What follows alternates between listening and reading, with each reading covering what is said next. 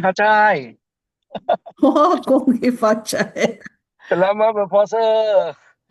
Kong Saya, ifacai. saya You ni lah, happy birthday. lagi happy birthday. Happy birthday, happy Semalam, birthday. semalam is Wah, belakang everybody LG birthday. lah. Belakang Semalam LG. semua orang birthday. Ha? Belakang LG. Yalah, okay lah. Ah, so, saya tengah pandu. I just finished one razak, very well coming up, and I'm in Ampang now, rumah orang tua Ampang. Kami ada unit sinilah. So Archer and the other staff went down to check. So I'll be zooming while driving lah. Okay. All right. Stay safe, stay safe. All right. Okay. Okay. So don't worry, I'm going to wait to 2 more minutes before we start, yeah? Boleh. Sebab nanti Alia tengah check the others who have supposed to come in belum masuk lagi ni. Mm-hmm. Yay, we are going to Copenhagen. Okay, water award, Ah, underfoot. Copenhagen, water Yeah. award. Yes.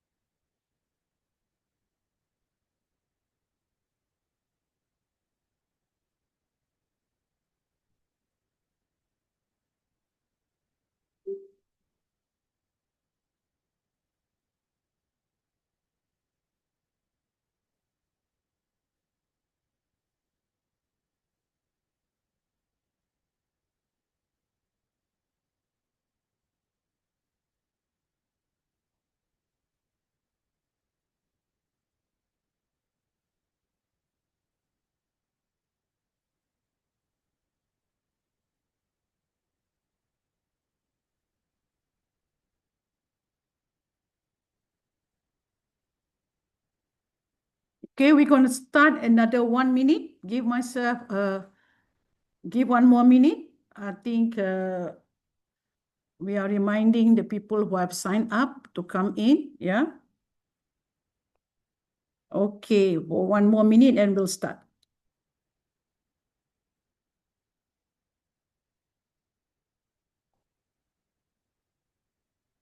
There is 2 sessions to today's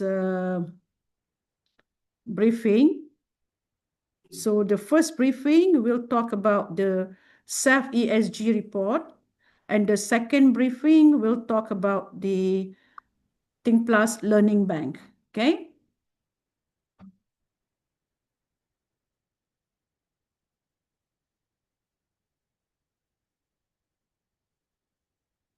I'll check with Alia. Should I start now? Okay.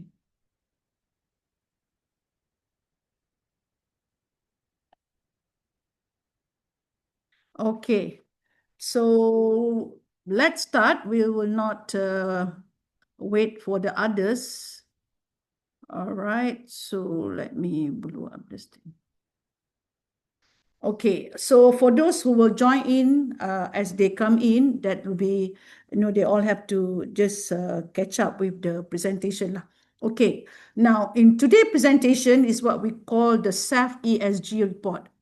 Now, for those who probably have not heard what is SELF ESG, we'll update you regarding what it takes for you to understand ESG on a personal capacity. Now, many of you would probably, all right, many of you would probably understood that the corporate world are always talking about the corporate ESG, all right, and the people in the market are talking about corporate ESG. So that is why you see that even though when we are talking to companies, we're talking to SMEs, they have no idea what ESG is, because on a personal basis, they do have no assessment on their self, right? When you don't have any assessment on what you do on yourself, therefore, you have no idea what actually the corporate assessment is all about. So after 10 years of involving in providing training on sustainability, providing sustainability report, preparing ESG report, my common sense have advised me that we need to really go down to the individual level to make them understand what is actually their practices, all right, as compared to corporate practices. So what is actually their individual practices, regardless whether they are a business owner, whether they are an employee, whether they are just home-based, or whether just a retiree, it doesn't matter. Whatever it is, everyone individual on this part of the earth will have their own ESG report if they want to review it, all right? So my assessment tools can go to any individual, whether you are working or non-working, or whether you are home-based, you are business owners, or you are just individual who are having the best of life in enjoying whatever that you do. Now, the personal ESG report is about your self-assessment. So who can do your self-assessment? The people who can do the self-assessment is the people who have got the tools to track it. All right? Because ESG is about traceability. ESG is about trackability. All right? You must track, you must trace, and of course, you have to be transparent and trustworthy. When you talk about your own personal, there's not much of the need for you to lie. Why? Because it's yourself. It's your own personal record. It's your own assessment on what you do that create an impact to yourself. All right. So when we talk about assessment, there's always a period that you need to look at. So the period that you need to look at is normally at least a 1 year period. So where are the elements for you to look at your 1 year period? Definitely last year in 2025, you have a 1 year period. Now, in any ESG report also, they will look at a 1 year period. Now, some project report, they look at the project life cycle. But we as an individual, we don't need to wait for a project life cycle. We will use the calendar month as our life cycle. Now, for those who want to do assessment by month, of course you can. But if you want to do it once, at least to look at your 12 months, that is what we are doing here today. To do your assessment based on 12 months, practices that you did last year, so that you can recall. Now, how to trace? It's very simple, based on one, your memories. Number two, your calendar. Number three is all your evidence from your bank statement that you purchase and all that, the all element of records that you have. All right. It can be many, many things. Your bill, your petrol bill, whatever. But we're not going to go into that detail. So I'm not going to scare you to say, oh, I have to look at my bill. No, you have to look at your practices, not your bill. All right. But from your bill, you understand how much impact you have created related to your ESG performance. Now, when we talk about corporate compliance, all the corporate compliance, they are not robots. They are made of people, people who perform, the individual that perform, regardless whether you are local or expatriate, or you are people coming from other countries in doing your job. Every individual will have its own traceability, trackability. All right. Now, when we talk about an individual is not about measuring just based on your work time. Work time, that's where you measure productivity based on your paid salary, based on your paid wages. But when we talk about personal ESG, it's got nothing to do whether you are having a job or not having a job, or whether you are being paid for it or not. Personal ESG means even in other hours, in 365 days, you have hours that you work and you have hours that you don't work on the weekend and so on. So your traceability should not just looking at the corporate work time or your own work time or your own business time. It should look at your 365 days, 24 hours a day. Now, so looking at ESG from a corporate level, a lot of people think, oh, there's a competency that you need to acquire the knowledge on how to do ESG report. Yes, definitely you need, because it is assessing on a system that is developed by the corporate, their business model, their business system, whatever that they do, whatever material that they buy, you have it. That's where you have it in your corporate. So you assess your corporate SOP, your corporate performance, your corporate profitability. But when talking about individual, the individual has probably got a home, their own house, be it whether their own home or their own house, it doesn't matter, but they start from their home. Now, any business can start from own. All right? I have started my own business also from home. It doesn't matter. So a home can be a home base. A home can also be your part of your ESG report. All right? Because your practices are also at home. I mean, if you are in the past early days in 1960s, 70s, most of our parents are very sustainable. Sustainability doesn't start just because it only started in 2015. Sustainability has started many, many years ago, thousands of years ago, because it all started from home. All right?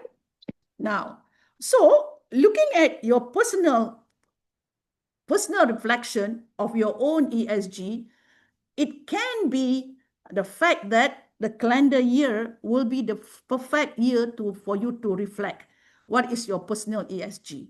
Okay, there is an element of how you look at your choices of your consumption, the choices of your mobility, the choices of your wastage, many things. And we're not going to be so scientific about it, all right? Because in everyday life and at home, you don't measure everything to be on exact science. You measure it based on your calculation on volume and also bags, or in terms of how you look at your calculation as on an average. The same thing with social. You all have got your 24 hours and you all have got your 365 days. Definitely, in all those hours that you spend with your community, with your friends, with your bosses, with your staff, it's a matter of your social distribution. That's why we call social capital. So what is your social capital that you did in 2025? Now, the answer for governance, a lot of people think, oh, in a corporate governance, you will look at corporate diversity, corporate, what they call numbers of corporates composition. No, in a governance of a personal ESG, it's not about corporate world. It's about your own self-confidence. Are you willing to take risks? You're not, because you know its cost, you know its hazard, you know that it's going to give you a lot of trouble. That's why in your own self-governance, definitely you will seek knowledge for you to protect your risk. You will learn from others for you to protect your risk. You will always look at what has caused hazard for people who did not comply to the risk. So all this comes under your personal governance. All right. So the ESG on your personal governance will be part of what you can trace in 2025. And this is what everyone should have their own ESG calendar. Right. But you don't trace that because most of the time people are very busy in making themselves busy in their own calendar, because you know that you got to meet so and so, you got to do so and so, you got to report so and all that. But under ESG, if you are concerned about ESG and you know that ESG impact the world, impact the social, and yet you have no idea what is your personal ESG, this is where we're going to display it for you. What is your personal ESG? Now, of course, this is an assessment for you to get a proper report. All right? And when you talk about proper report, that means someone who's going to assess you is someone who's going to give you a proper report. So later on, we will show you what kind of report that you will be receiving. Of course, this is an assessment tool. So there's a certain amount of fee that you got to pay. So the assessment tool is, for the report is 150 ringgit at this present moment. Per report is 150 ringgit per person. So why take this assessment? The intention is not to make you become a perfect person. No. The intention is for you to then realize what practices that you do last year that you should know, what did I impact on. All right. The issue is always about impact. So what did you do, or what did you, or where do you went, or what is it that you are so concerned about that at the end of the day, you will see whether you are improving on it or you are adding more risk to it. All right. So intention of this assessment is not to make you a perfect person. It's not about you score or you don't score, or you're a top student or stop student, or you at the end of this there is a race. No, nothing. This is about your own self-reflection. All right.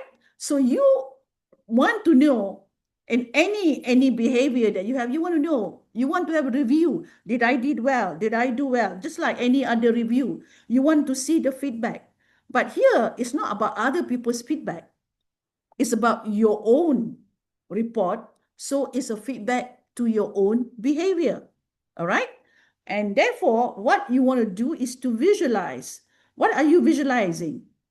Each and every one of us has got education, has got qualification, has got so much of, of sharing, so much of awareness. But did you really visualize your own impact? We can talk to other people, do this, do this, do this, do this. We can share. But when we talk, we also have to also understand what is it that we do that also create impact. So that is where the personal ESG will let you discover how much of an entrepreneur stewardship are you. All right. Now, this is not about, as you say, there's no race. How much do you know about your entrepreneur stewardship? Many people will say, I do not know. I agak-agak. Yeah, definitely you agak-agak. I think I'm good. And a lot of people who, before they take the test, or I think I'm fine. I think I'm okay. I think I know a lot about ESG. So I guess I know. It's not about the knowledge. Everybody may know about the knowledge in a full score, meaning that, oh, I've attended so many, so I already know. But that's not what we are assessing. We are not assessing your knowledge. We're assessing your practices. Okay. So same thing with your social capital. Right now, people say, oh, there's so many stress level, work-life balance is not there. A lot of people are, having social problem. That's why we need to check. You might not know that you are also facing some work-life imbalance, because you think by working, by sharing, by just being in the office, it's all complete for your life. And this is where, for employees, if you are in HR, you probably assume you don't need to check on their work-life balance, because you think you only pay them for their productivity. So whatever more than productivity, you don't care, because what you want is just their performance, for productivity, for profitability. And that's where under ESG, you can never count for the scope 3, because scope 3 talks about more than just your SOP in your process. If you are just product, process, profit, where is it that you're going to look at the work-life balance of your employees? You can't, because the SOP that you measure are working on a life cycle of operations. It's not a life cycle of the person's performance on a yearly basis. So that's why you see a lot of the information on the ESG, when it comes to the social element, it's very limited. They can do a lot of perfection on capturing carbon through system, but they can never capture on the true social impact of the company. All right? So the governance part, the governance excellence is definitely very interesting, because a lot of time we spend money for many things. But are we spending money, or are we spending our time for governance? So a lot of people will say, oh, I probably never go. But we spend time for something else, right? But that time that you spend for something else can be accumulated as governance. It's just that you do not know. All right. So this part of your investment, for those who are foreigners, they pay 50 USD. For those who are Malaysian, you pay 150 for you to get your ESG report. Now, there's a payment link here, so that doesn't give enough what they call a problem for you. But on the assessment guideline, we want to tell you that whatever your report is authentic, because it's genuine, it's real. You don't need to use a system to capture the data. All right, you don't need to report based on someone's third-party report. You don't need. It's authentic. It's yours. All right. So you don't need to have so much time looking for a system to capture your data. All right. No, we are going to look at it on an average as much as you can remember on your practices. All right, on your practices. So confidentiality, of course, we want to make sure that you understood. This is between you and you. As an assessor, we will not really bother where you go, what you do, and so on. But you and you will know how much distance you go to a place, and what type of mode do you go to meet a person, you know that is your own confidentiality. It's not something that you need to expose about that, right? So the need for the data is, of course, when we want to look at traceability, the best year to look, not at 2024, but at 2025. So what can you best remember? Right now, we are in the month of February. What is it that you can remember for 2025? All right. So that in 2026, before you lead your life day by day, you can already like be aware, or last year, I had very low score on this for myself. So I would not want to change for this year. I would like to have changed my attitude, my model, my course. So you have consciousness. So how you want to use your data for your personal ESG report is to create that consciousness, whether are you aware of what you didn't do last year or what you did last year. That is your own what I call impact behavior towards the so-called ESG that you know out there. All right, so this is more on the personal self-assessment ESG. Now, as an individual, if you are an employee and everybody's behavior as an employee will become a habit, will become a culture. All right, but when we know some companies that have a lot of individuals, they would not look at that culture to be put inside the ESG report because it's too much for them to measure as a culture. So they will start to look only for the KPI of attending training, the KPI of how many CSR activities. So very calculative on the activity of a group. But when we talk about ESG individually as a group, you then start to see that there are some elements of ESG that maybe can help the company's practices that is missing in the original ESG that they are reporting. But because they not capture the individual's ESG report, therefore they cannot offset whatever their corporate company's ESG because that data cannot be aligned. All right.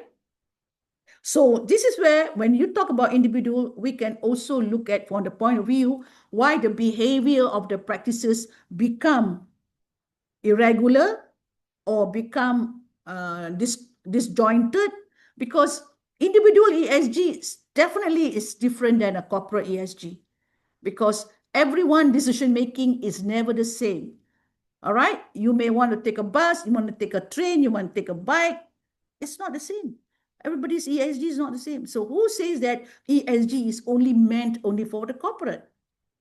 ESG is meant for any individual that is living in this world, whether you are aware or not on how to look at the impact. And a lot of the time now, if you want to talk about the corporate ESG, the gap for the individual to learn what is corporate ESG and why my company is concerned about the ESG, there's so much of the gap that no individual ESG understood also what are those reports for. Majority. If they were doing it, it's because of the job function. It's not because they are looking at it in total as how to collectively gather those data. Okay? So we are doing it beyond awareness. When you talk about ESG here, a lot of you are aware about the environment, about the SDG, about the social. So many people are aware. Now, after 10 years, everybody already hear about it here, there, and everywhere. The word become a buzzword. But are we really measuring practices or measuring KPI? Okay, so that is where we're going to look at the ESG assessment based on practices. And let's look at individual practices and understood what's the difference between practices and KPI. And most of the time, what the companies are measuring are KPIs. They are not measuring practices. That's why the ESG report never report on practices. They report on SOP, KPI, performance indicator, profitability, and whatever they contribute in to declare some element of values of practices. But those values are practices are corporate values, not individual values. So that's why you need to really understand the individual values are not corporate values. The individual values are personal decision making. What is your personal decision making? Okay, so when you talk about personal decision making compared to operational decision making, it's completely different. All right, that's why you see an operation team, they will decide as a group. But when you are an individual team, you are individual, either you decide with your husband, with your wife, with your family, because it is very small and most of them will listen to you because you are the decision maker. All right, whether to go left, to go right, or whether to do it or not to do it. If you are the leader of the house, you are the decision maker. They listen to you. But if you are in a company, in an operation, there will always be a head or the project leader to lead, and that person is the decision maker. So the assessment of the behavior will definitely look at who is the decision maker. The same thing with the strategic level, the top level. And of course, when it comes to the governance, that is called the board of directors what they call assessment, they will look at a different decision making. So the individual decision making and the corporate decision making, depending on where you are in the organization, definitely will differ. But if you want to make an individual understood ESG from a corporate level, they will not understand it, right? They will not understand it because it is not affecting them in their practices. It is affecting only as a report according to a standard of reporting. That is nothing to do with their practices. That's why the change, the transformation that people want when it comes to ESG and sustainability, it doesn't bring down to that level because there is a big gap to bring the understanding. All right. So on the individual level, this is what we want to do to make sure that the individual level, if they understood that they have their own ESG, they will then understand why people make decisions on their own for their own practices and why are they impacting the planet, impacting the community if they are not aware of it, right? They simply are not aware of it and they are making the worst things that happen to our environment and so on and so on. So we're not going to look at operations. I guess you understood that. We're not going to look at strategy because that is comprising of many more people with different decision making. And what more, on the governance level, at the corporate level, there's a different sets of decision making. So ESG at a different level will have a different reporting. But if you're trying to make it as a total, ESG, a total of all the individuals, that's where we will see there will be a lot of misinformation. All right.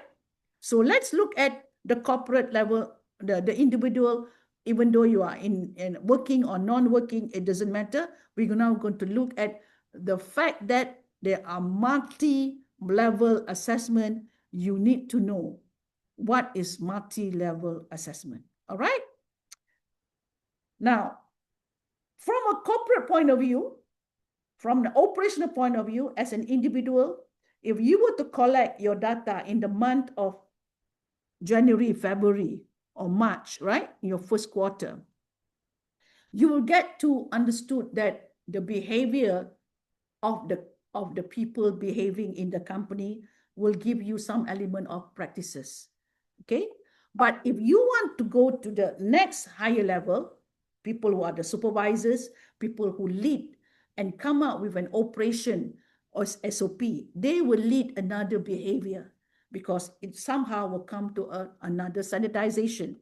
The same thing when they are another head head of department level, there is another level of decision making that will create another behavior. And so on and so on as you go higher up. When you look at the board of directors composition, you will see the behavior of the board that will lead on the direction of the company. So again, when it comes to the ESG report, the companies that has got the ESG report on the highest level will have a lot of effort to do to reach it down to the individual level, because decision making is of different level. And what is more, what is it that the corporate ESG report are reporting? They're not reporting on individual. As you can see, that it's reporting based on the corporate level, which is at the board level. So here, when you are teaching ESG or sustainability to the SMEs, to the individuals, to everyone, and you are a trainer, that's where a lot of the jargons used are not relevant to the people. Not at all. Not relevant at all. So we don't want to have a lot of this information that leads nowhere, that give no impact. We want to give an impact so that the individual 100% can participate, so that whatever project that they work on, they can 100% participate as well and do the best, because at their individual level, they know, even though they were to go on a higher up, they will know what is the meaning of the ESG, because each decision making will create an impact. All right. So the same thing with the reporting. All right. All of us have got our own individual units for us to take care.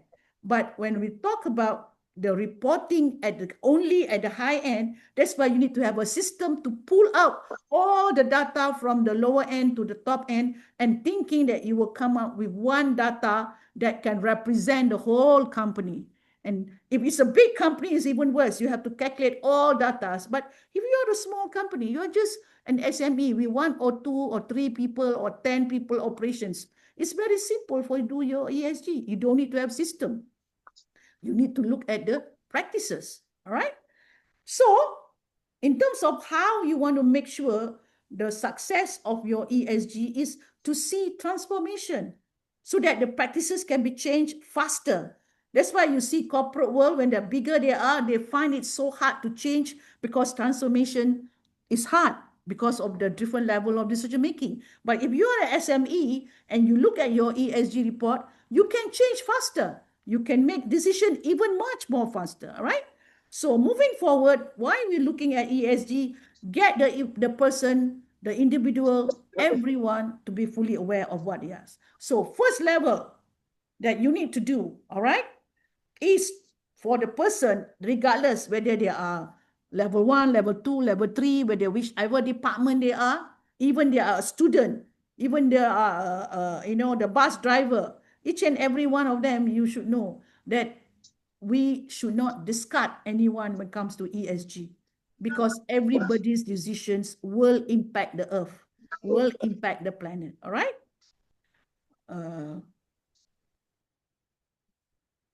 What is the first decision that we do when we move out?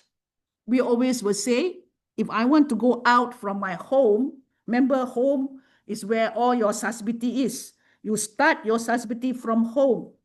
Whether you have a leader inside the house, whether it's the mother or the father or the grandfather or the grandmother, definitely there are some practices that you used inside your house as a means of a standard to be adopted or adapted by the units of people in the house. But here we're looking at you in that home environment first, to look at, okay, every day, what do you do? If you are working, you start your distance from your home to anywhere you go. Majority of people go to work. So you got to look at the distance from where you start from your home to the location where you frequently go, your frequently distance. Let's say your frequent distance to your office every time is 10 kilometers, as an example, 10 kilometers. That's your frequent distance. And you, on average, you will know, do you do it 5 days a week, or you do it 3 days a week, or 4 days a week? You will know because you yourself go to the office, right? So if you say 6 days a week, so the distance is, of course, 6 kilometer back and forth, or 10 kilometer back and forth will be 20, even 6 days a week, right? So 20 times 60. But we are talking about not a 1 week assessment. We're talking about 365 days. So if you are measuring on average per week, then you need to times by 52. But if you are measuring on average per month, then you times by 12. But if you are measuring on average or per day, then you need to times by 365 your practices. So that's an easy accounting. That's why one of the assessment criteria to use this tool, you need to be coached. You need to be guided so that you don't simply answer for the sake of answering, because this is not about maths to score your maths. This is about maths to score your practices. So the answer is, most of us will do these two things somehow, walking and cycling. Either you do it by moving or you don't do it by moving. When you don't do it by moving means you're on a treadmill. If you're on a treadmill, you still cycle, right? So count, all right? Count. What's the distance that you cycle on the treadmill? 1 kilometer, 2 kilometer, 3 kilometer? Because that activity is itself an activity of cycling. The same thing when you're walking. Either you go, you move, even though you go and buy a shop, you go to the shop and buy a Maggi mee or whatever. You go buy a newspaper, you go and buy a milk, and it's just 2 kilometers away or 1 kilometer away, and you walk. You count. All right? You count. Remember, the time for everyone is the same. It's only 24 hours a day, 365 days. Everybody has got equal time. So if you walk at a distance of 5 kilometers, definitely there is a time span and a distance to be calculated. All right? So there's no such thing, hey, that one also must count. Yes, you must count. Because it's, everybody has got equal time, got equal, equal days. All right? There are some of you who will be using the public transport. So it doesn't matter. It's not about status. It's not about where you go, about what that you bring on the board. Nothing. It's about how many times in a year you take LRT, MRT, or public bus. That's all. On average, if you say once a week, then you times by 52. All right? In terms of the distance and in terms of the number, the quantity. The same thing, all of you have got a car, you drive privately. So how many times in a year do you drive privately? You as a driver, all right? You as the driver, you pay the petrol, all right? You as a driver, you pay the petrol, then how many times in a year? Ride share and carpool means you pay for the Grab. You pay, or even though you don't pay, you tumpang lah, or you carpool. All right, either you pay per month or per week, doesn't matter. But someone else pay for the petrol, but you tumpang. That means Grab. All right. So the carpool and so on. So that also you must count. All right. How many times in a year you do that? Even though you say, yalah, I don't, my car rosak lah. It's not about your excuses. We just want to know how many times in a year. A lot of us travel by plane, whether go to Sabah, Sarawak, Singapore, Dubai, Qatar, London, doesn't matter, for holiday or non-holiday, or for whatever, for work, for, for private meetings, doesn't matter. We're not asking for what is the activity. We ask you how many times in a year do you travel?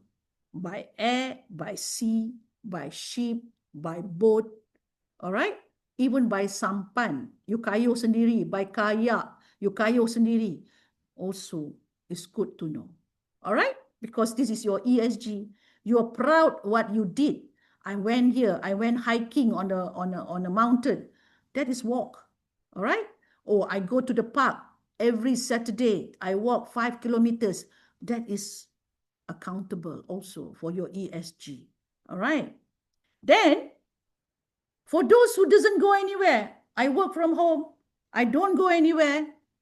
I just stay, and I like to stay at home and do my work. But sometimes I go to office. Okay, it's fine. When sometimes you go to office, that means the number of times you didn't go to office, you have to count.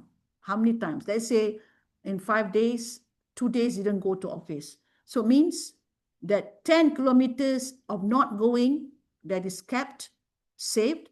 Kali 2, dah 20 kilometer. So if it is 4 times, that is 2 times you didn't go, means times 2 lah, kali 52. Right? Because of number of weeks.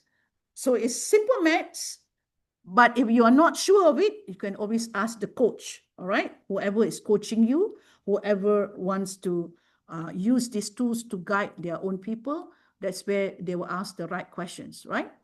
And then when you look at all these things, our statistics will give you the data on where is your carbon emission coming from, all right?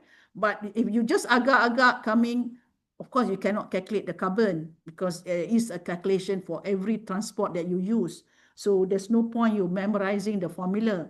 All you need to know is the kilometer and the frequency, and also in terms of the type, the type that you use. And then we'll talk about the transit. Now that you understood what was your choice last year, definitely this year you will have some consciousness, what will be my choice this year? If you are concerned about the environment, if you are one person that don't bother you, it doesn't matter because that is your practice. All right? It's not about checking, oh, this last year you did this year, why you didn't do. It's not a question of why. It's a question of, okay, that is your practice, understood that what impacted the environment by your practice. Just be aware of what you do that impact the environment. All right? It's not about whether you are a good person or not person. This is not about an assessment of people's what I call right attitude or wrong attitude. Yeah. So this is about activity that they do that we assess. Now, under the environment, definitely people say, aren't you measuring electricity? Aren't you measuring water? Things that are not easy for you to control, right? Electricity, you cannot control because you switch on, you switch off, all right? There's no, what I call data for you to measure. I use only 1 kilowatt, so there's no point to measure of that level. So we don't do that, all right? The same thing with water. I'm only using 1 kilogram of water or kiloliter of water or whatever, yeah? So it is not about the volume, all right? We only measure something that is more tangible in your home. So waste. Waste is very simple. If I asked you how many bags a week do you throw away from your purchasing? So you say every day is 2 bags, or every week is 2 bags. All right? You know, those who are assisting their mom, their father, their mother, whatever, to throw the trash out, you will know how many bags. All right? And out of the bags, how many bags is being kept for recycling? It doesn't matter whether it's water or whether it's bottle, whether it's minyak, whether it's paper, whether it's plastic. You will know how many bags you kept because normally when you go out to return all this thing or to recycle it, you know how many bags, right? So the behavior of it is to find the average.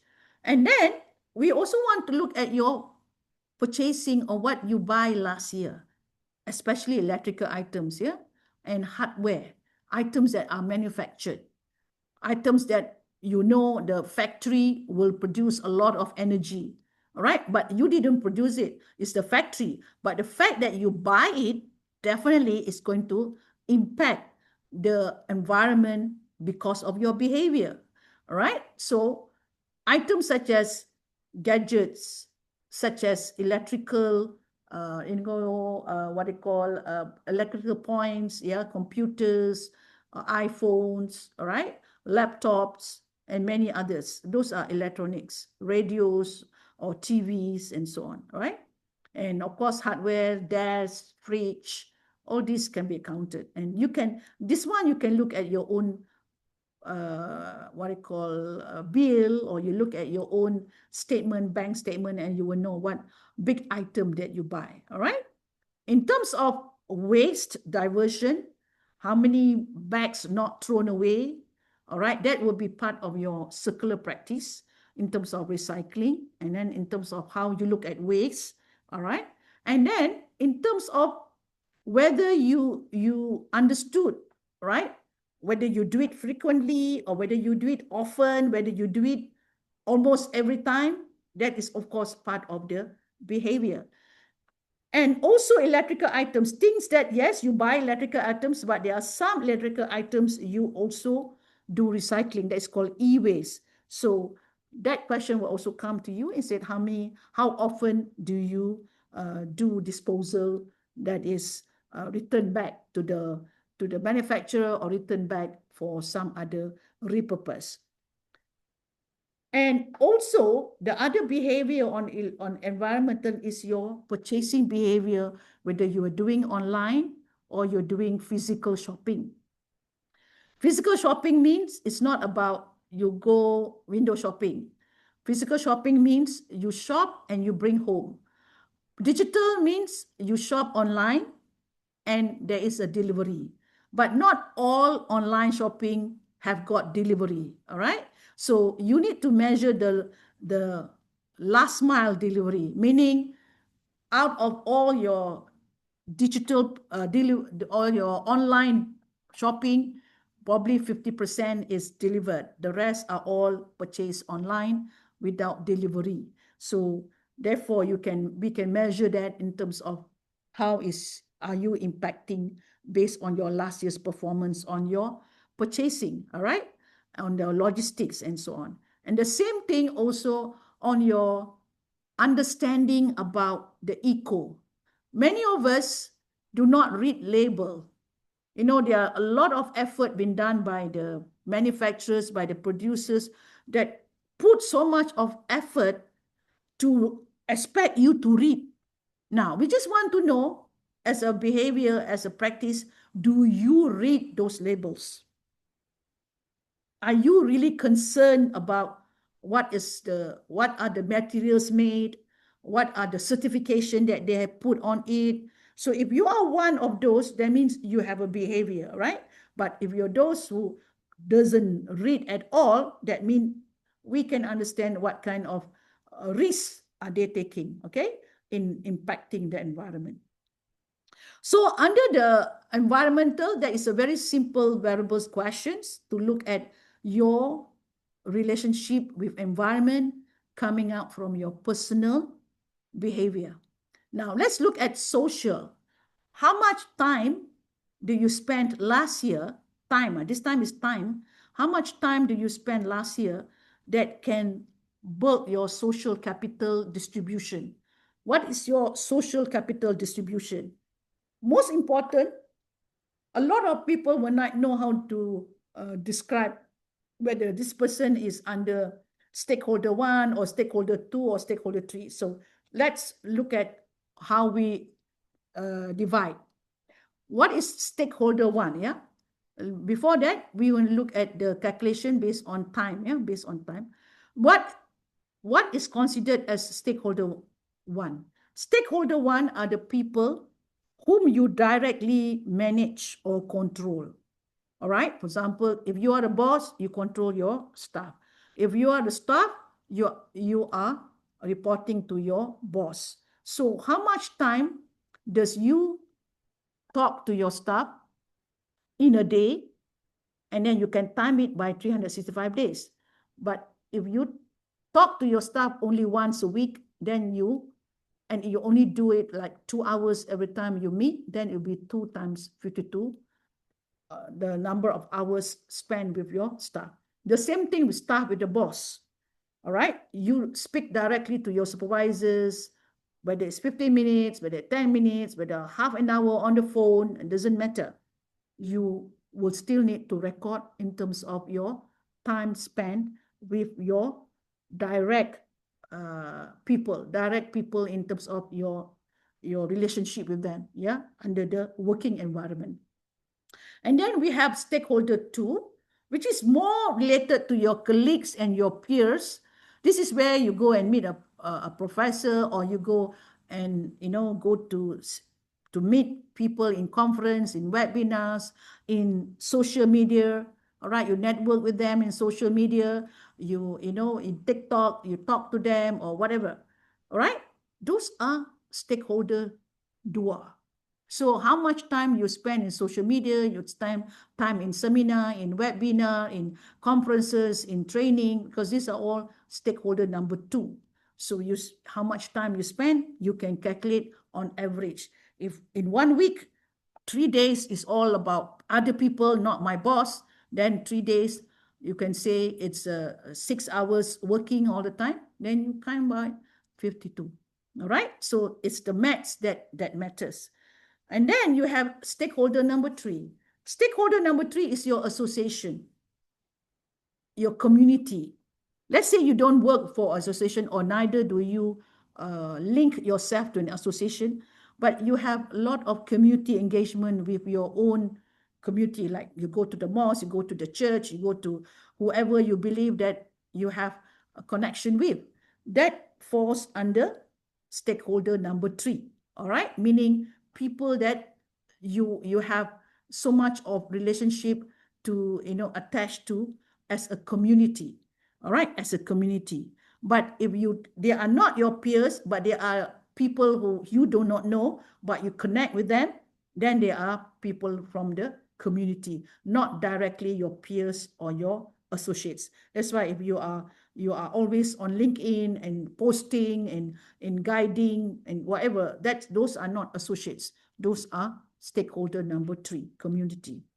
And then you have stakeholder number 4, which is your direct, close relationship. Your husband, your wife, your children, your grandmother, right? Your inclusive group, people that you care very, very deeply.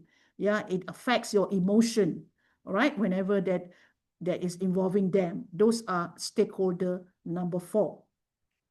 Stakeholder number 5 is you and yourself. This is what we call me time. Me time, my own period where I spend my own self, right? With me and myself. So if 1 hour a day, you say, no one disturb me, that's a time where I consolidate myself, I do my deep thinking, I do my deep research. This is under stakeholder number 5. You and your own self, your own mental, assessment. And then all these things will come out and display your social equity chart. Then when you complete that, we will look at the next one, which is the governance. Now, the governance part, which is very interesting, is to look at whoever that you meet, that you want to seek knowledge. Number 1 is your deep thinking, your personal reading, or number 2 is you go out and get that knowledge, whether you go to webinars, seminars, right? So the number of times you go out to meet, all right? And those are elements of your professional development. You care. You want to know what's going on with the policy. You want to know what's going on with this. Whether it is not self-learning, but you are more on looking for the answers outside, then you have to calculate for that, the number of times when. And then you look at your ethical leadership. The more reason you need to know to reduce your risk, because it will affect you emotionally. All right? Let's say if you hear someone is being abused, or someone who is doing bad things, you get to know about it.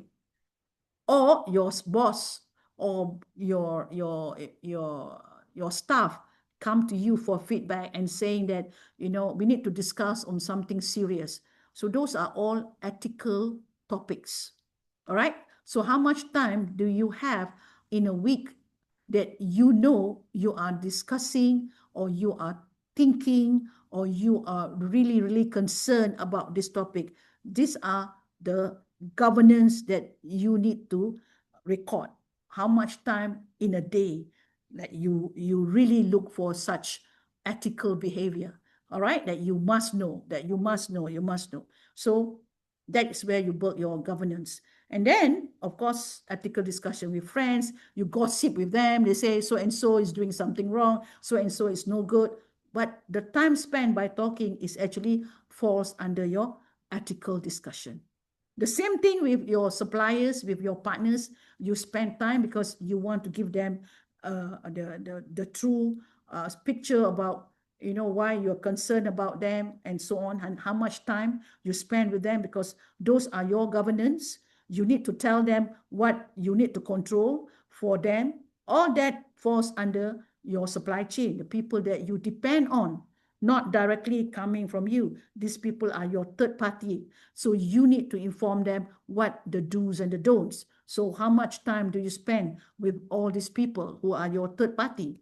And then all this comes in also with an element of a site visit to verify, to make sure that you are accountable to every single thing. So you need to also look at their evidence, like Dr. Billy saying, oh, I go to one mansion, I go to the old folks home. He is visiting them, evidence-based, to look at, are these people real? Because they are doing your project, your own personal practices. Yeah.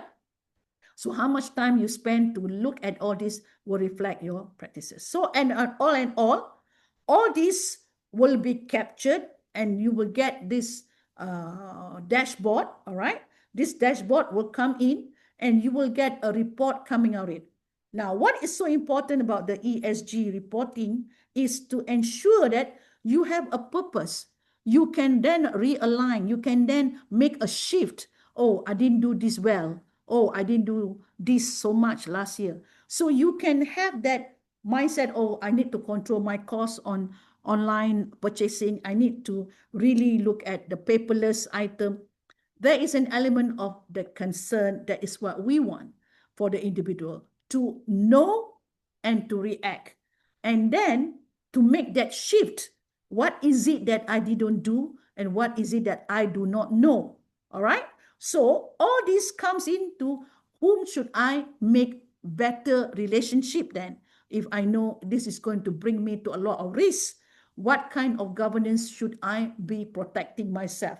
What are the things I should know? All right.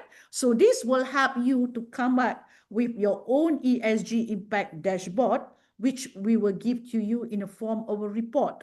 All right. Because this report will help you to then review what is it that you did not know about your own practices. All right. So I'm going to stop here, and I'm going to give a few minutes to all of you to probably take a break or whatever. But now I am going to share with you what does an ESG report look like from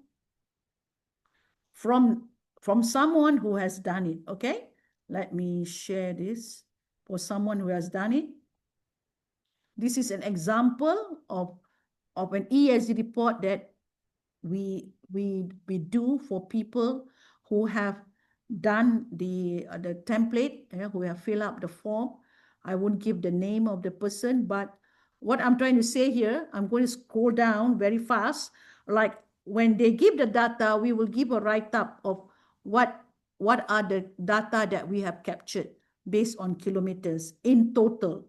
Everything will be done in total. All right, number of hours in total. So once you have these narratives of this description, we can do it in the form of a infographic. Yeah, you will get a lot of infographic coming out from your data, so that you then start to see and assess your data clearly. So much of what is it that you do not know, and what was your assumption all this while, and maybe your assumption is wrong. So all these things will reflect of what actually happened in 2025 based on your practices. It's not that you have to justify for it, but it's just you have to review that it reflects like that. It's a mirror of what you did in 2025. Okay, so here are all those infographics that you want to know, because if you are really concerned about ESG, about the carbon emission, about the carbon emission, so you will know that you can offset your carbon, provided you know where to do it, how to do it, why you do it, all right? Not just do an ESG report for others and not you doing it for yourself, all right? So whatever mode of transport you use will definitely impact the planet. So if more and more people understood what was their action last year, and if they plan to change it, that is where you will see we will have a better understanding about what we do not know. All right? So even for your waste, for recycling, everything will be calculated. Now with the modern technology, you don't have to calculate on your own all this data. You just have to fill in those forms with the right information that I ask you, even though for whatever you do, but you have to be truthful. There's no point lying to anyone or to lying to yourself. You just have to be truthful. And this is where the only one person that can trace you is you. The only one person that can track where you go is you. The only one that can tell the truth is you. All right? So that's why part of this ESG, it reflects what do you want to know about yourself? All right? What do you want to know about what are the things you do? So if you want to lie, it means nothing to us who are doing the assessment. But what is more important is you can reflect the truthfulness of your action, and you can then repent, or you can make a shift, a change, or transformation, an awareness which is can be really, really meaningful, especially on the work-life balance. A lot of people may not understood work-life balance, but if the data shows, just like your medical data, they show you what you are in terms of your health, the ESG report will tell you what you are in terms of your practices. All right. So this is more for the ESG personal report, and we will endorse it because for those who took our assessment are people who have been trained to use the tools, and they can guide other people. But when they use our tools, we will then receive all the report and we can churn the report. Okay. Before I go to the next topic regarding the Think Plus Learning Bank, any questions so far about the ESG personal report? Because this is supposed to be a 1-hour briefing. Any questions that you all want to ask me?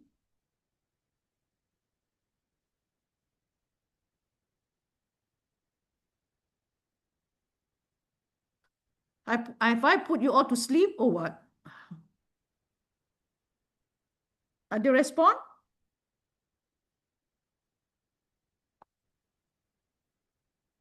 Senyap aja. Kalau tak ada respon pun cancel lah, tak ada soalan, not keep quiet, because it just look at one way, one communication saja. So far, so I'm good. back in USJ. All right, it's good. Thank you. All right. Safely arrive. Thank you. All right, Captain Twin, thank you very much. Okay, if there is no questions, by all means, you can always contact me personally, and you want to get a good understanding more, which is good. All right, so we have 1 more hour, because this time, for those who want to know about the Think Plus Learning Bank. All right, so what do you understand about Think Plus Learning Bank? For those who knows what is a bank is where you either put in and take out, right? But here in the learning bank, it's nothing to do with money, okay? But it's about your learning record. Meaning, if you have a learning record, that means you have your past certificates, your past projects, your awards that you receive, whatever it is, that can showcase that you have acquired knowledge. Those knowledge can be assessed as a CPD hour or CPD unit, we call that, right? That means continuous professional development that you acquired. CPD has got a point to say you have it. But we are not going to look at the far end about 10 years ago's record. No, we're going to only look at the last 2 years record, or where are your knowledge and how do you want to use back this knowledge for you to acquire new certificate. Because all these assets that you have acquired out of attending a forum, attending a seminar, attending a conference, all whatever they do, and it has record that you attended it, either by certificate of attendance, certificate of accomplishment, certificate of competency, certificate of, whatever. Yeah. All that has value. Now, many of us, when you put a certificate, yes, I know, like Dr. Billy put on the wall. Put on the wall, it looks very pretty, but those certificate has got CPD value, meaning how much of that can be converted into CPD. All right. Now, when you have a CPD value, means you have credit. You can exchange it for another hour that you don't need to buy anymore because you have acquired a credit. So this is where a bank like Think Plus Learning Bank, we have got two types of learning. One is convert your certificate of the past to go back and keep it as a credit of learning. That means you don't have to purchase any more new learning. But for those who wants to learn new things, definitely you need to purchase lah, yeah, for the new learning. So that is why if you have a credit and you are also adding in new learning, you can get new certificate. It's as simple as that, all right? So in other words, we have your record. For those people who have attended our courses, our training, we have all the record. It's like your account lah. You have an account with the bank. It's the same thing. You have account with Think Plus. And then if you have all the projects with the awards, depending on what level of awards that you receive, all those awards has got points because it has been assessed. And what kind of level of knowledge have you reached to that level? So it has assessed. So I'm going to share with you the understanding about the Think Plus Learning Bank. All right. Many for those people who have not seen this before, because this is quite recent in terms of my presentation. So this is to help you to create your own ESG certification coming from your past certificate and your new certificate, all right? Because the new certificate that you want may be a professional certificate coming from GAFM, coming from university, coming from a professional body, all right? But we are talking about the one that is coming from Think Plus, yeah? The one that Think Plus has got is professional body. It has its own link with universities, it has links with City and Guild, with so many, all right? So, but then you must not necessarily take a lot of our courses alone. You might have attended many other courses outside. So that courses that you have taken outside can be converted into your credit point or your CPD hour. So this is where the learning bank concept here, we will have lots of what they call calendars that has got different topics. We have calendar for sustainability, we have calendar for biodynamics, we have calendar for SECAM, we have calendar for oil and gas, we have calendar for waste management, we have calendar for tourism, we have calendar for many industries related to sustainability. Okay? Now, each and every one of you may not want to just go under one knowledge. You want to spread your knowledge. Meaning, I want to have some knowledge on hospitality, I want to have some knowledge on biodiversity, I want some knowledge on SECAM, but you can go to all these calendars and you can source whatever knowledge you want. That is to be trained by other people or to be trained by other trainers and coaches, all right? And you can accumulate all this as part of your CPD point because you accumulate it. And this accumulation does not end. it has a record. But if you want to accumulate and get a new certificate for this year, that means we take a record of 24, 25. But if you only want to take your certificate next year, that means we take a record of 25, 26. All right. So in other words, the lifetime accumulation, it can carry forward, but it can only carry forward from the last 2 years onwards only. Right. So the fact that you can take any classes you want, there's no stress. If you don't want to take any new certificate, doesn't matter. If you say let it be there and it doesn't matter, I won't want to take another certificate at all. No, there's no rush, no hurry, no deadline. All right. But the fact that you want to learn a lot, this is where we want to give you as much calendar as possible. There is the sustainability calendar, there's the carbon credit calendar, biodynamic calendar, sustainable tourism, health and wellness, sustainable halal. All right. The calendar for upgrading education system. There's a calendar for enhancing the level of assurance of your process. There's a level for sustainability leadership and regenerative for people who want to become leaders. There's oil and gas, there's waste management is coming. There's a lot. We have abundance of all these courses, but all our courses is only going to be 1 hour each. We don't believe in like a 1-day course. That one you can go to school, you can go to polytechnics or colleges where they take the full term. All right. For us, if you want a full term, then will be on a separate request. But here on our calendar here is 1 hour, 1 hour, 1 hour.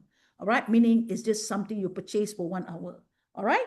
So the fact that this calendar is open to all over the world. So anyone from any one time, if they say, I like this course, but I do not have the right time zone, they can request for this course to be put on the different time zone, meaning it can be done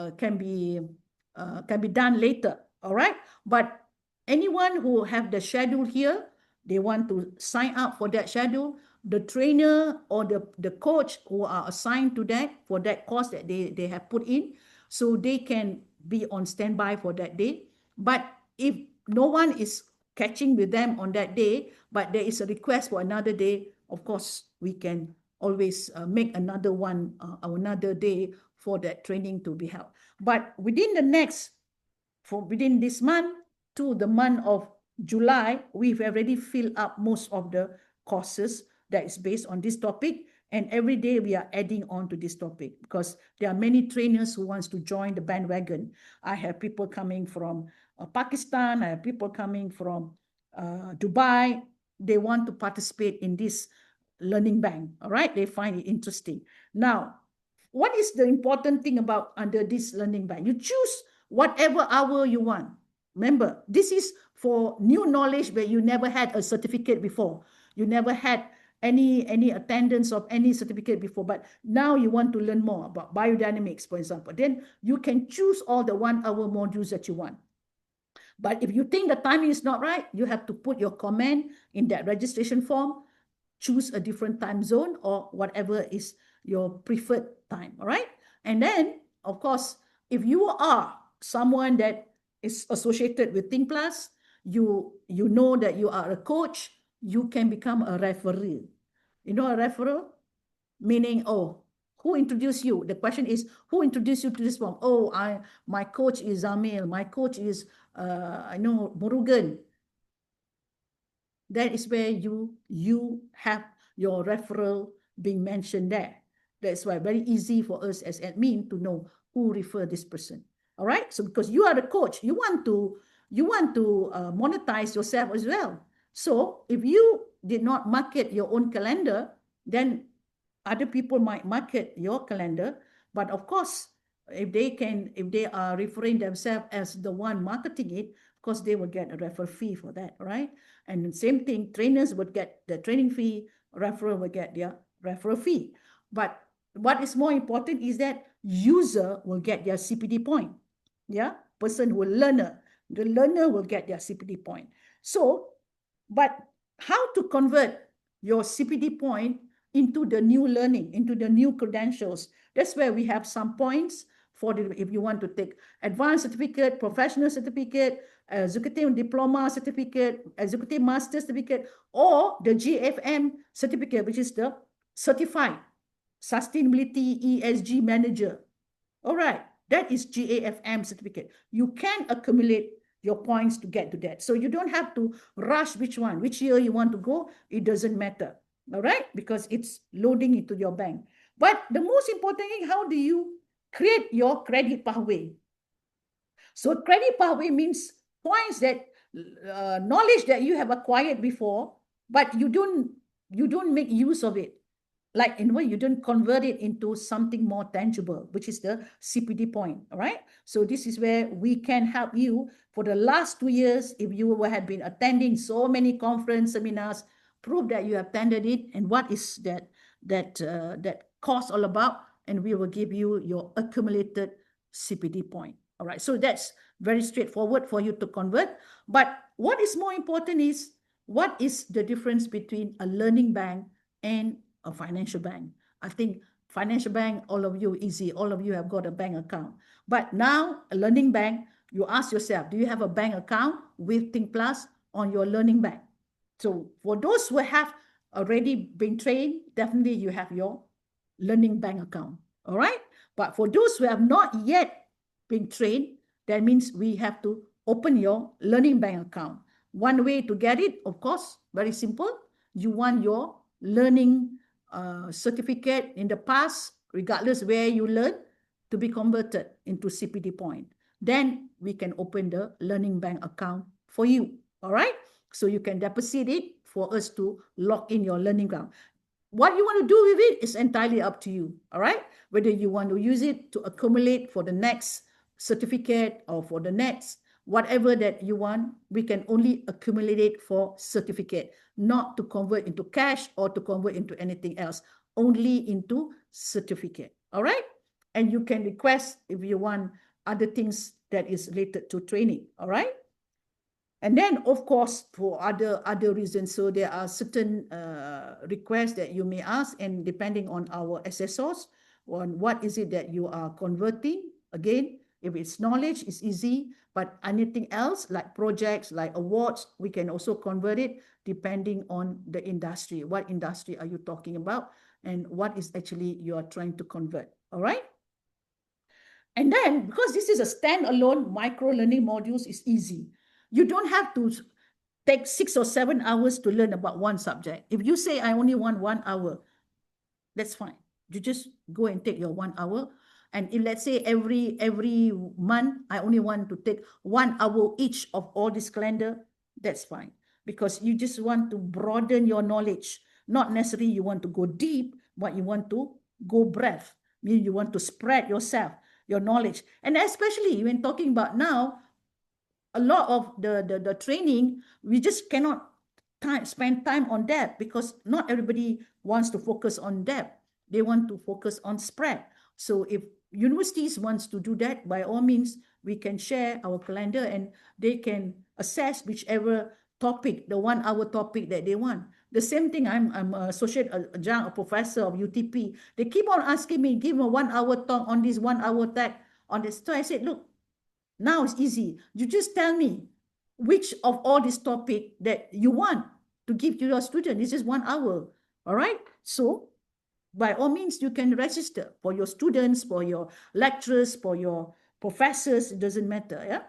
And then there is continuous enrollment. Nothing that is considered as, as non-cumulative. It is cumulative. And you can start anytime, anywhere. There's no such thing as one semester, which semester, it doesn't matter. Same thing with executive master and diploma. It's not about, oh, I start only in September or end up in June. No, as long as you complete the job that you need to do in terms of accomplishing all the milestones and the FASA, the phases, then you can complete and graduate, because everything is not like there's a goal post. No. On the continuous learning, there is no goal post. It will always adapt according to the numbers that you have, and we can always change it. And this is where we are not MQA. we are the industry standards. We are professional development. We have our accreditation coming from industry body, not coming from institution. Okay. And because our learning is non-linear, meaning we are not working on the straight path. You can learn backward, forward, upward, downward, doesn't matter. You want to learn something basic, and the other end, you want to learn something advanced. It's non-linear. It's all subject on your ability to learn and understand. What is it? That's why the description that we put under there is not about what you're going to learn the whole day. That's why the learning objective is. But here is what is actually that 1 hour topic that will be covered. That's all. All right. So it's much more, how to call, address on what is the gap in your mind that you want to look for. And that's where we assist you. All right. So the lifetime ledger is such that when we track, of course, we track in terms of what is it that you have accumulated and you have converted. So that's where there is a very transparent, because people will have its assessment done, not by one person, but the assessment done by our group of assessors, right? And there is a guideline for them to do to create that ledger and to also to see to what extent your conversion is according to our standards. All right, then retroactive. In other words, nothing got wasted of what you learned previously. All right, when you are doing your learning, and every time you discard all your certificate, it's like a waste. All right, it's a waste. But now we are saying accumulate whatever your past certificate and convert it for your new one, so that you don't have to repeat learning. We don't want to repeat learning, doing something all over again and again and again. And I know that sometimes when you want to go into something, it's like I'm forced to learn that even though I know it. So this is not what we do. We don't force people to learn something which they already know. So they pick and choose what they want to know. All right. And then, of course, we validate the hours of their attendance. Our online courses are not e-learning. I repeat, our online courses are not e-learning. It is with a coach, with a trainer. So it is a live online. That's why you can request another day for that same topic, or for whatever it is that you register, you will have a person online for 1 hour. All right. So that's why the accreditation, the coach and the trainer will validate that you exist in the class. So it's very simple understanding about evidence-based, right? And then it's your fast track to certificate. You don't need to wait for you to get a certificate, all right? Because most of the time you say, oh, I don't have the time, I don't have the budget, I don't have everything. Here, you can fast forward. If you think you want to speed up the time, let's say your 30 hours of accumulation, you can do it in 1 week. That's fine. But some people may do it in 2 months. That's fine. Some people may do it 6 months. Doesn't matter. So if you want to fast track it, you want fast forward, and you want to get your certificate faster than other people, it's fine. So that's why it is adjustable to your own pace. All right, we just get ready with your infrastructure. So on our hand, we are also looking at pace. We don't want to create a sprint. Learning is like a long life learning. So it is a marathon. It's not a sprint. So anybody who's slow learner, people like me who's slow learner, will always I take time even to understand certain things. All right. So when they don't lose time by just sitting and wasting time. For within 1 hour, if you lose your time, you can then understand you don't lose much because it's just 1 hour. All right. Whereas if you lose for the whole day, that's where you feel the pain of losing the whole day. All right. So these are times that these things are that don't force you. If you can't attend for this one, you can go for the next one. All right, because the topics are all there to be interchangeable in terms of date, but you need to put it down. All right, I register for this course, but I'm not available for the date that is fixed on the calendar. I request for a new one. That's where you request it. Okay. Again, it is not about quantity. meaning I don't wait. I need to have 5 people, then only I start a class. And there is no pressure on I have to wait. All right? Because this is open calendar, anyone can ask for it. Even though you have one person registering, the trainer need to coach it. All right? So it is about a commitment on people who wants to learn. All right? But if you can't commit, there are other trainers probably can come in. All right?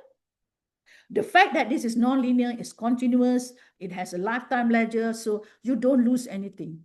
Your time is always on your side.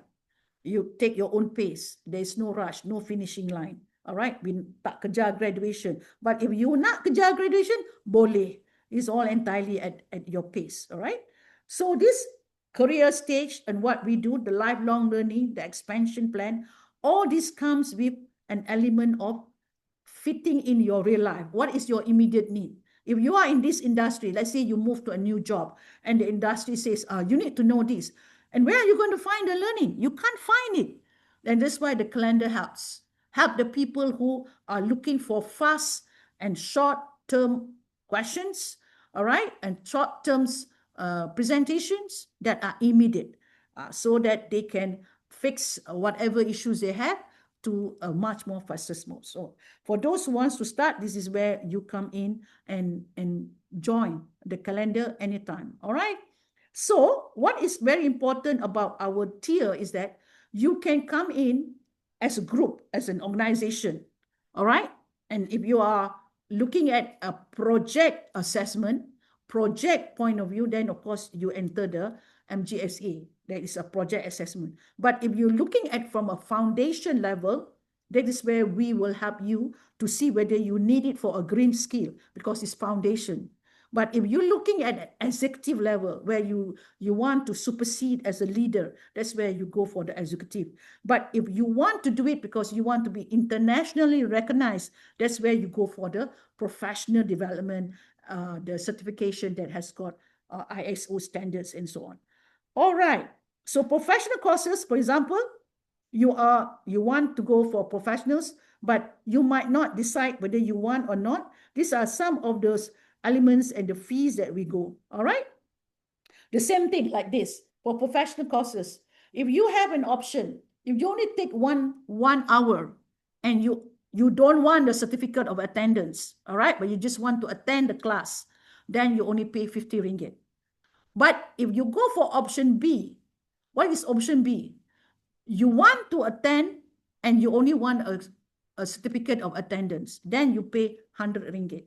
But if you want to attend for 1 hour, but you want a high-end professional certificate, then you would pay a higher professional fee. But if you want a discount, this is where you need to at least take 3 hours at any one time at 1 hour, and then you can get a discount of 50 ringgit if you have an accumulation of 3. And then you choose whether you want professionals or not. All right. And then the same thing with advanced certificate. Advanced certificate is for people who believe that they just want not so high-end brand. They want more of a low-end brand. So you can get it at a much more cheaper price. All right. At 150 instead of 350. But if you want more discount, then you need to at least have 3 of the 1 hour sessions to get a 50 ringgit discount. So it's very straightforward for foundation certificate. But if you want to go for the master's, so this is where master's one is a bit expensive, you can see, right? But this is not coming from international university. This is coming from a local university that I have collaboration with. All right. So at least someone who's doing master's, they must have a 3 days foundation. 3 days foundation means they must have at least a 30-hour online module. That's a 3 days foundation. Plus they will get coaching, plus they will get to do a project paper for micro analysis, which is for executive master, for macro analysis, which is for executive diploma. Okay. But then if you says, I want to offset some of these modules with my past what they call credentials. Yeah, and I know that I cannot afford to pay this high. Okay, what are you going to do? So this is where you transfer your credit. What is it that you have in your learning bank? Let's say you have 20 CPD hours in your learning bank. so you can offset it. So when you have offset, you have savings. So when you have savings, so you pay lower. So that is very straightforward for those who wants to open account with Learning Bank. They can keep their CPD hours right now and use it for later savings if they want to go for a different sets of certification. All right. And then the same thing, if you want to go for the international one, how do you offset it? Definitely, we can look at what titles you want. What are the titles that you need? All right. So titles such as certified ESG consultant, certified sustainability ESG manager, certified sustainability developer, certified sustainability analyst. Those are all brand titles. All right. And then you want to accumulate that. So we need to then look at your CPD and how much can you offset coming from your previous certification. The same thing with the ISO 17024. We have a lot of the modules that you need to know, but if you have learned it before, you can offset those modules. All right, and you can offset those modules, then you can get a better rate for the certification again. All right, so those are things which can help you. So if you are from a company and you want to use this calendar for your organizations, all right, and you want to apply for whatever reasons, you want to get an advanced certificate, you want to get a leadership certificate, you want to get a professional certificate, I mentioned to you, or you want to get an award, all this has got a very strong credentials for you to offset whatever your needs are in terms of whatever that you have had before. All right. So those are the things that we're going to do to you under these professionals and personal. As just now you're talking about personal ESG, we see two sides. Personal ESG is very much individual. You want to learn for yourself.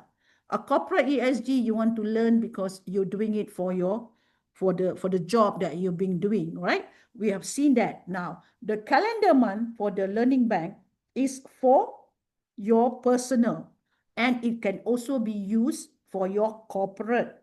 So it is open. It's not necessary you do one or the other. But if you want to reduce your number of learning, the number of hours of learning a subject, you can do so by you offsetting it, yeah, based on what we believe you don't need to attend anymore, right? So again, those are depending on what certification that you need, and we can help you to adjust your CPD hours to complete a certification with your previous learning. All right.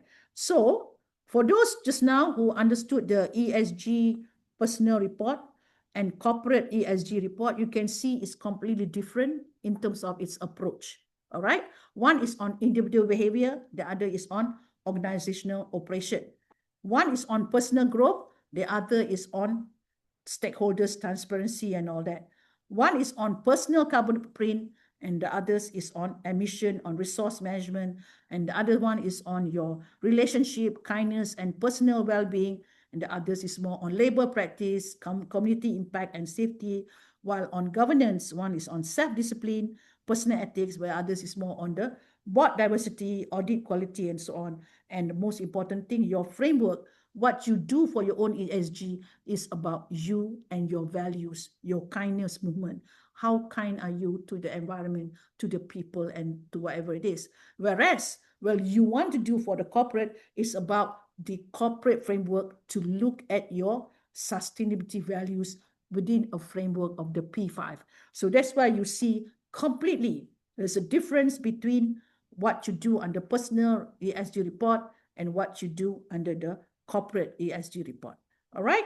So the shared values is what is more important for individual.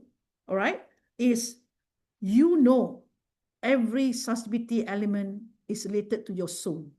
But if your soul is not touched by your sustainability element, that's why you see there's no right transformation that will happen in every individual because it does not touch the soul. All right. What more? They would not understand how to create values that values that can have a return on prosperity. When they do not see values can give prosperity, that's where they look at a very linear approach of values only to turn to profit. It doesn't calculate that way.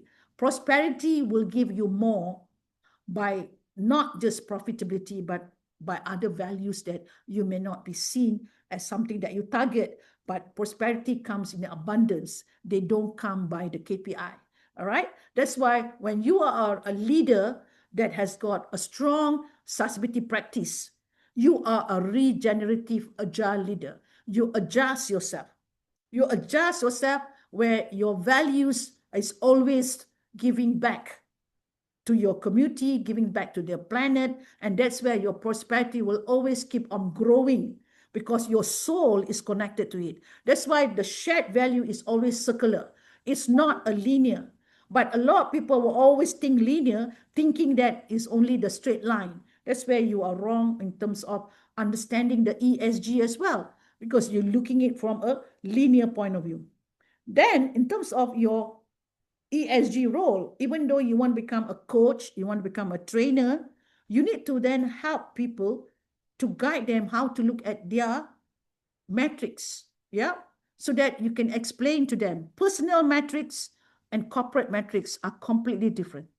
Now, SMEs, home-based business, they don't need to go for corporate metrics. They can look at their own personal metrics because that personal metrics reflect so much about their practices on what they do in their company, because their company is close to their soul, close to their heart, close to whatever they do. That's why an ESG framework for an individual or SME, they're very much close to the leader who make the decision. Whereas the corporate ESG is very much close to the board because it's the board decision. And that's why you see it doesn't trickle down to the individual. All right. The SMEs, they are very, very strong to link it to their soul because they are small unit, they are more integrated, they are more what they call united, yeah, with the group. That's why they hold on to that sustainability very closely. Whereas if you look at the corporate world, the bigger they are, they don't hold on to the sustainability because there's too many individuals that are not having the same mindset as what the board wants. That's why you see they're all doing it differently, even though what they report is different. All right. So in terms of validation and verification, of course, all these tools will be verified. All these tools is registered with whatever. Yeah. For corporate, you have the ESG report for your validation, but for personal, this is where we guide you for you to have an official report. It's not about you doing your own report. We have you and be competent to you, and we guide you so that you can have your own assessment, and we endorse it for the report that we give. That's why Think Plus will give to you that endorsement report. So right from the top to the lower end, right from the CEO to the management, to the operation, even to the individual person, each and every one of those can be tracked for their ESG. But if you just do one and accumulate one, that's where you will see a lot of the missing link and the story doesn't match. The story doesn't match as much as what the people are doing inside, right? So as part of the team that we are looking, we want to give you as much as possible the recognition that you do. We want to give you so much as the right knowledge that you do, all right? Even though you have all the education that you have, but we want to also give you extra learning, right? The continuous learning. And we also want to give you as much as possible the certificate that endorse your learning, endorse your credentials, endorse so that you have that global credibility. Okay. So for those who have seen my page for this, let me give to you how does the page look like for those who have seen my website. But I'm going to give to you a very simple description on a weekly basis. For those who are my trainers, yeah, they will get to see some of the things that that we can share with them on a weekly basis. What are the courses that they are training and what are the courses that they can share to the others. All right, so let me share here my website. Can you all see my website? Boleh dapat kan? Boleh nampak? Boleh, Yes, boleh. yes. Okay. Can, So can. when Yes. you go to the main calendar, okay, that's where you have all the calendar here. All right. Let's say you want to go into here and you just want to review here. Just click at this calendar, and they will give you from the present month, yeah, which is in the month of February, what are the courses that is available. All right. So you can always scroll to the next month. All right. And then you can scroll to the next month and so on. All right. So let's say you want to look at this subject. And if you look at all of them and you say, okay, I want to look at this subject and I'm interested in this subject. So you know the trainer is Dr. Noor. So, and you feel that, okay, doesn't matter, whoever it is, you said, and you want to register. So this is where you register whatever you are, and then you say referral name, if applicable. If you don't have a referral doesn't matter. You just say none, all right? But if you say, I like this course, but on the 2nd of April, I'm not available. So what you need to do is, you just say, I will prefer another time, another date. What date? So don't say, I prefer time, another date. You can do that, but we need to then follow up with the trainer or with the coach, whoever, to say that, okay, what's the next available date? And we will inform you since we will have your email and so on. All right. So this registration is very simple. So this is for people you have, but for those trainers who wants to come in and they want to support their own training, right? So let's say I just look at some of the trainers that have come in, yeah. Let me see. Let's say sustainable tourism. So under sustainable tourism, we have trainers, right? And if there is no trainer's name, that means the topic is still open. All right, the topic is still open. But if they have a trainer's name, means the topic has been booked by the trainer. Okay, it has been booked by the trainer. So it looks like tourism, it hasn't have a trainer yet, but the topic has been put there. So anyone who wants to talk about the topic can come in and register as a trainer. Okay, let's say I go for another example. Let's say I go for international standards and assurance. Okay, this is for people who are teaching people based on ISO standards. All right. So we have one here. Let's say we have children's playground, right? Children's playground. So you will see the children's playground and you see the title of the trainer, Cik Yang Susilawati Zakaria. So you can register here. All right. But if you have other trainers, for example, if you go here, managing culture, that is Dr. Khalid Farouk Etman, and then you see this is another trainer. So you can also register under here. All right. If you have two trainers, all right. If you have two trainers, let's see an example of a two trainer. Okay.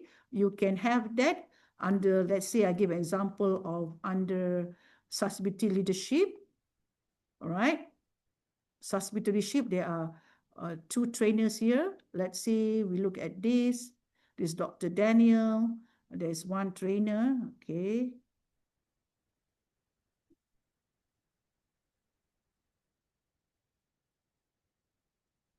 So let's look at this, chapter 1. Then we have two trainers here. The end of command and control, why 20th century management style fail in the 21st century. So the trainer is Dr. Noor and Dr. Khalid Itman. So you will see there's two trainers here. The same thing, I will share with you another two trainer, such as biodynamic and food security. We have trainers here. And let's say we have the solution, as you know, solution. There you go. We have Dr. Billy and Dr. No here. So this is more of a support in case, you know, I need to be there to assist Dr. Billy. But if the person's front name is Dr. Billy, then the Dr. Billy is the lead trainer. Okay. Same thing for the others if you have. But if we look under this topic, if you scroll to the next month, you will see other trainers as well. All right. So all this comes in with different sets of. Here we have someone in Malay, prinsip dan praktik persatuan terpadu. We have landscape Dr. Rohania who wants to teach about this landscape. So you can see that you can also register under here.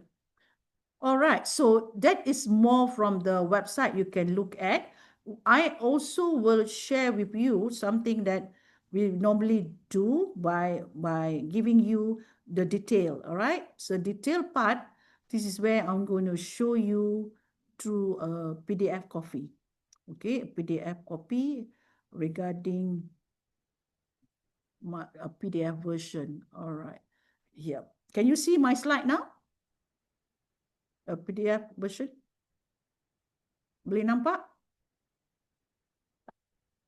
Can, boleh. Can, So for the PDF version ni, what we do is a bit different. We put it into an e-book. So you will have, for you to know, dalam week 22nd to 28, in the calendar, there's 2 blocks there.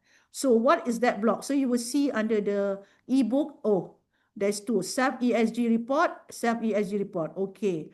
On the second week for this category, yeah. So you have, there is also another 3 blocks here. So what is that block? What is that registered? So we nampak by week pun you boleh nampak. Alright? By week ni ada berapa? Ada 4. So week 8 to week 4, if you are free in this week and you want to say, okay, I want to see what are the things that is happening on this week, and I like the topic of sustainability, then you can see, tengoklah apa yang you ada dalam week ni. So by week also we follow, alright? And then by category. So if you have by category, as once this week is complete, and let's say carbon credit, week 1 to week 7 of March, that's why the week February dia tak ada. Dia ada March, start from March. So from March, you will see what are the topics that is available for March, for the first week, for the second week, for the third week, and so on. So it's easy for you to see where are ada topik yang you boleh join in lah. So this is where you can get it from the ebook. It will be updated most of the time. So it's very clear, like biodynamics, you will see the first week kita ada topik yang from the 9 and on the 13, the other topic. So easy for you if you want to learn more about all these things. But all these are 1 hour only, right? So if you request for a different date, definitely you can. But if you cannot, then you want to stick to the date that has been registered, by all means, you can likewise register straight. All right. So these are the things which I mentioned to you about the calendar.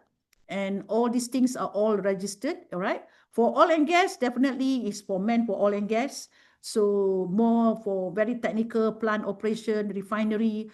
But for sustainability tourism, you have it here. But for those who wants to go more than sustainability tourism, go for the topic like sustainable halal. We have that sustainable halal topic also. Like I said, if you cannot look it through the calendar, you can go through the ebook. All right. So those are things which is quite clear, quite transparent. And as you say, you can look at it from as detailed as you want, and you can screen it as well. There is Hospital Halal here. But for those people who are already registered with us as a trainer, we will lock in their dates. And if it's physical, we will inform that this is physical. All right. That means it's not online, but it's physical. We will inform in the registration, in the calendar, this is not online. This is physical. I mean 2 hours, 3 hours, or 4 hours, or 5 hours. All right. I will stop here and I want to get your feedback for those who have listened to my presentation. And we have at least 10 minutes now to get your feedback. on either both the ESG personal report or for the learning bank, or whatever questions you have, by all means, I'm more than happy to answer you.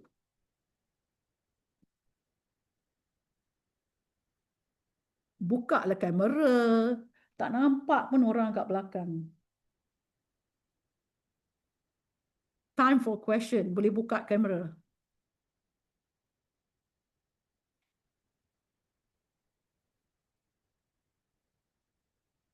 Yes, Datin. Any question? So the personal ESG reporting is now how to start? How to start then? Nanti lepas our briefing, normally Alia will give you, what do you call, a form for you to fill up if you are interested to get the ESG report, to fill out the template. Yes. They have given me already lah, but I haven't filled up yet. Okay. Kena fill up that one. Yes. Okay. Yeah. Very simple. Yeah. Now that you know what you're going to expect to get from the dashboard, right? Yes. Thank you, Datin. Anybody else? Dr. Billy? Yeah. I am good. You are good. Wow. So you're going to be very busy lah. Saya Yeah, sengaja so letak nama so you. exciting, you know. After so many years with you, I see you connecting all the dots under one platform. It's amazing. Thank you. Thank you. Yeah, And I'm sure a lot of universities will give their heads up on the platform that you have just shared lah. You Yeah. know. Sure. The reason why, Dr. Billy, there are not many speakers and trainers out there. And if you want to do in a traditional way, there's no way that we can make it sustainable. You know what I mean? Yeah. So There's like no this is way. like a hybrid between structured and practical, you know. Yeah. And you put yourself out there and you see how far you have fared.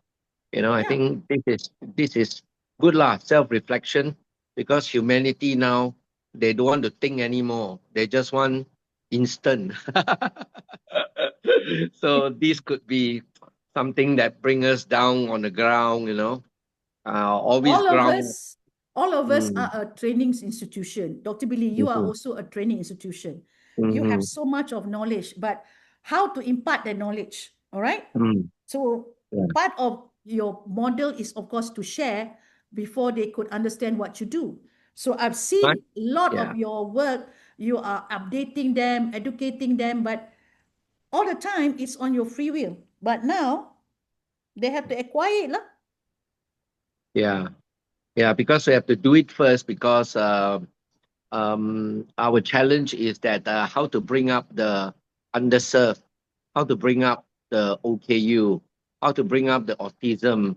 They don't have equal opportunity. You know, this is where a lot of pro bono is given just to show that it is possible. You know It what I is mean? possible. Yeah. Depending on what language you want to use, bahasa Malaysia, bahasa Cina, bahasa Right. Tamil, semua boleh, right? Because if you can't put them onto a long-term period. 1 hour is good enough. Yeah, that's right. Yeah. Okay, Very next. good. Yeah. Very good. Yeah. Thank you, Dr. Billy. You've always been supportive. Yes, Nora. Who's this Nora? Yep. Irfan? Assalamualaikum. Asrin? Yeah, Waalaikumsalam. Okay, Doctor. I think this topic is very interesting.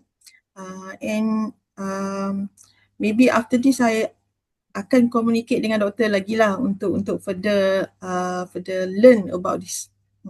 Yeah, Nora, where are you from, Nora? Work from home. Work From home. Good. Alhamdulillah. Yes, good. It's good. Work from home. We can do a lot of your ESG report to see how much you save the carbon. And you have no idea how much you help. All right? Thank you, Doctor. Yeah, thank you. Irfan?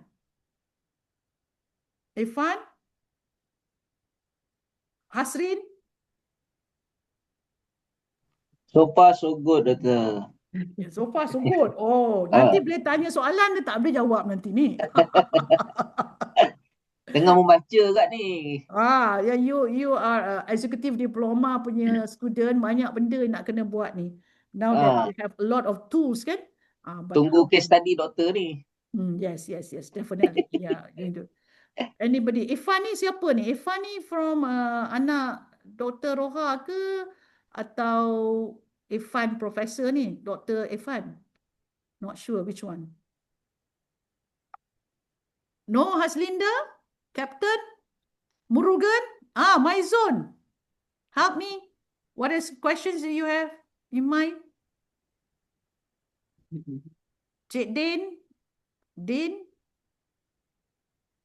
Murugan? Any questions? Doctor, very interesting. I think it is very interesting the learning bank. But I got a lot of questions also. I'll be asking you once I return to Malaysia. Oh, you're The not. only thing, Doctor, can you hear me? Can you Yes, hear me? yes. I can. I can. Let's say for 1 hour coaching, okay, you will be a coaching. After that, can we listen the coaching session for the repeating session? Dia tak Able boleh buat to sebanyak you can we can record for you to learn, Okay. but you cannot Okay. use it as a learning the next round pakai e-learning, tak boleh. You still have to go on. Oh, because it is not similar like e-learning, isn't it? No. It is a different. No, it's online. Yeah, 1 hour So, online. so what happened? Let's say we first time we learning, and we not get 100% understanding. How to repeat again the session? Then you can. There is a feedback form, all right, to say Uh-huh. that within that Okay. 1 hour, what is it that you learn, and then depending on the coach whether they're going to guide you again or not. It all depends on the coach. Okay. Thank you, teacher. Thank you, doctor. Yes. Thank you. Hello, Yes. Apa ni Dok- lagi? Maizun. Maizun. Dr. Noor nak tanya, misalnya kan, if let's say the person has attended the course and then suppose is very serious and want to repeat, attend a repeat, the same thing repeat, do you give, A discount. discount or do you Yeah. encourage or discourage this? No, we definitely, I mean, first time dengar tak faham kan? Tak Second time kadang-kadang, faham. or certain So part tak faham. we will tell the coach to give a discount. Yeah, better like that kan? Yes. Okay, thank you. That's very good. Repeat that. We want to enhance their learning, not so much as, to count by the number, because this is learning kan. And then of course, they learn tu dia punya CPD hours is locked. It's locked already, so they can put it in the bank that they spend 2 CPD hours for the same subject. So dia tak ada rugi apa. Dia ada accumulating of the CPD hours because dia masuk dalam kalender punya registration. So it's traceable.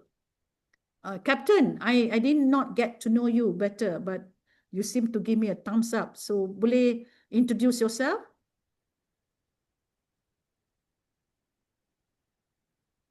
Don't tell me you are on a ship or on a plane. Malu pula, Captain. Dean? Irfan ni pun tak tahu siapa dia. So, how do you all enjoy the session for Learning Bank? Yeah. Very good. Haslinda. No, Haslinda. You want to say something? Yes, Doctor. So actually, this is my first time joining this session. So before this, saya tak pernah dengar pun Think Plus actually. But my background is in master in building energy and efficient buildings. So I'm quite interested with the ESG. So actually, I with Dr. Ifan. Okay. Dr. Ifan from IKM. All right. IKM. Ifan. Yes. Sure. Yes. So actually, we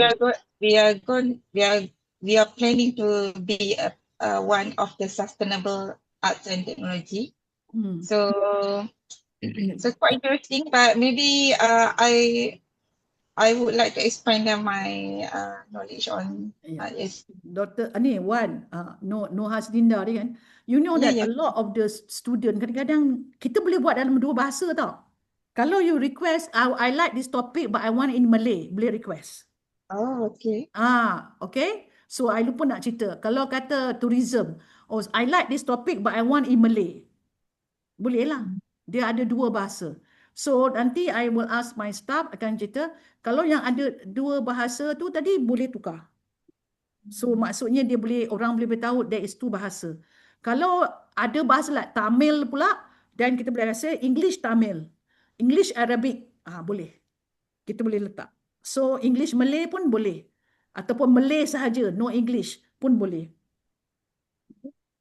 Right? So it's flexible.